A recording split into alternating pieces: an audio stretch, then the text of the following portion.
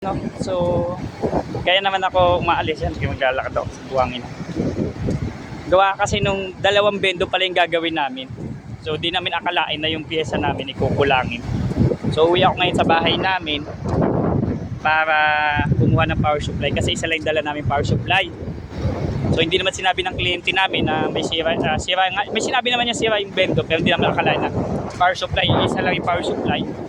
So, ibig sabihin, hindi namin magagawa isa kasi isang bendo na ipapagawa niya is gagawin ano din siya main bendo kasi sub bendo yun. Itong sub bendo sira din yung power supply ng sub bendo plus sira din yung power supply ng main bendo. So dalawang power supply yung kailangan. So wala akong magagawa, so kailangan ko umuwi para makakuha ng rescue na pyesa sa bahay.